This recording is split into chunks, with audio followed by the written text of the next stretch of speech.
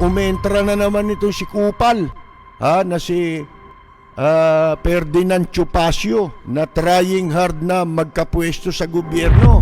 Natandaan ninyo, puro kayabangan ito. Nung si Lacson nagtago. Rapid fire! Magandang gabi po mga kaibigan.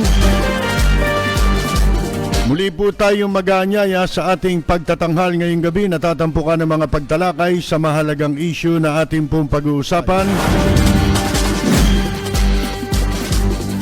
Balitang katawa-tawa. Rapid fire! May nakita kang babae, gusto mong gahasain, gusto mong halayin, gusto mong daklutin, harapan na, Hindi kasalanan yon. Yan, yung kapatid, bumanat pa, Si Jasmine Curtis. Opo. Parang binabastos daw yung kapatid niya, hindi daw tama.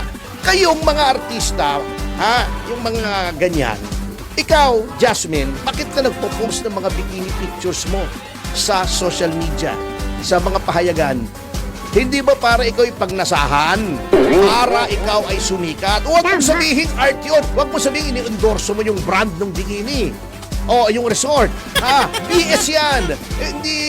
Hindi kami mga ungas dito para maniwala sa'yo. Yung mga artista dyan, sina Ivana Alawi, bakit sila nagpo-post? Di ba para views? Bakit sila tinitignan? Magandang babae, sexy, di pinagnanasahan ng mga lalaki. Straight mo! Wala na. Dispalinghado na. Pasmado na. Baka nalagutan na ng ugat sa sa utak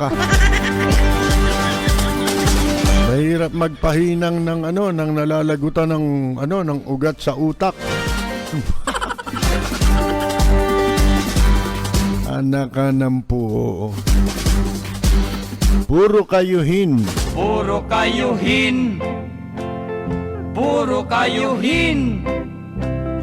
Puro kayuhin. Umentra na naman itong si Kupal, na si Ferdinand Chupacio, mga kaibigan, na trying hard na magkapwesto sa gobyerno. May isang abogado namang nasupalpal ka ngayon.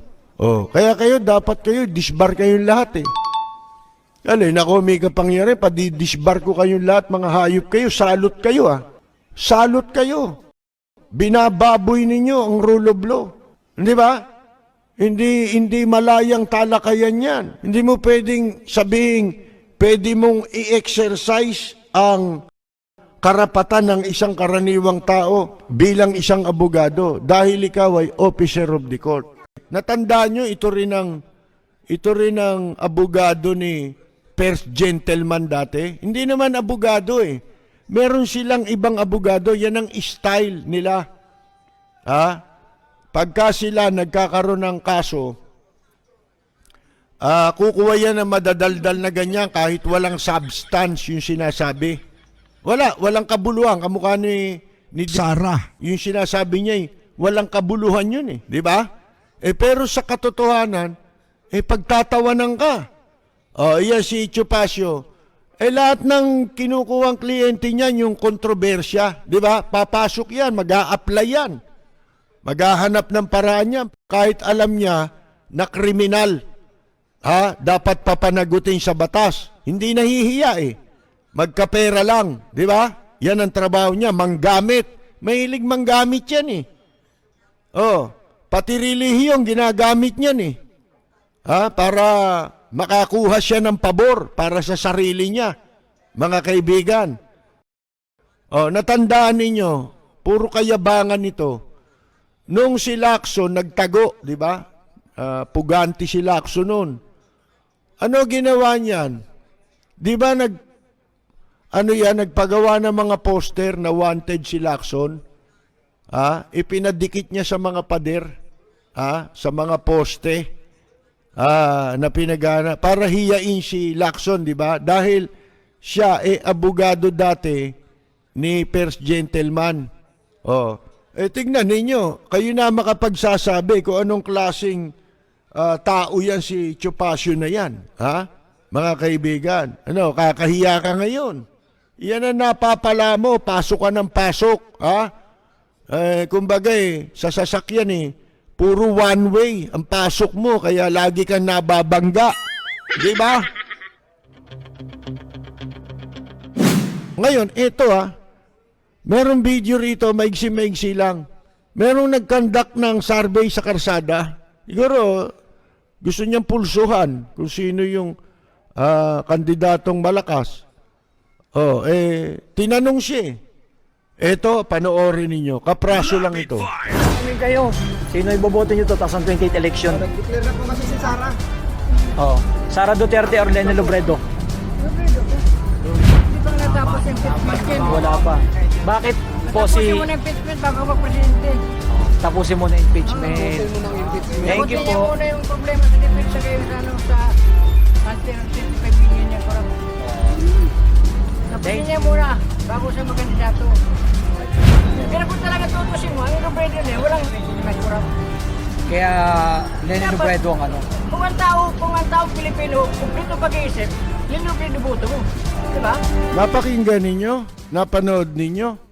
Mga kaibigan, tinatanong kung sino raw ang presidente, di ba? May listahang nakasulat na pinakikitang ganun Sabi, Robredo, Leni Robredo.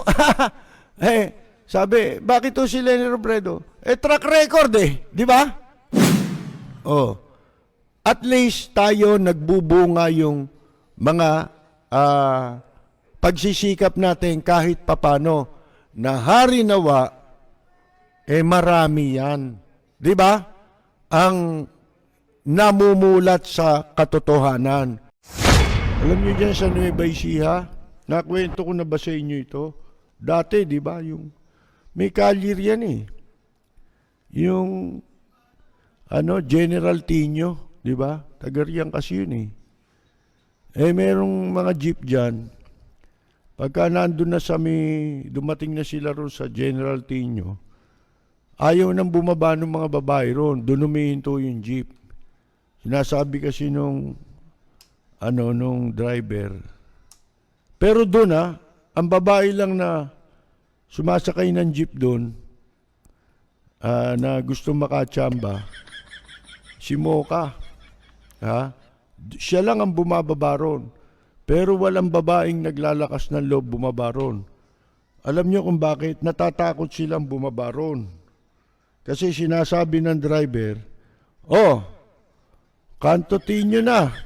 Yung mga bababa, kantutin nyo na.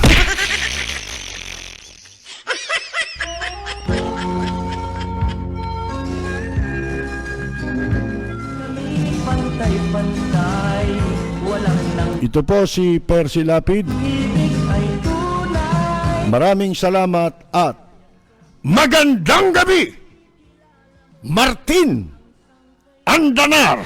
Nagmamahal sa'yo.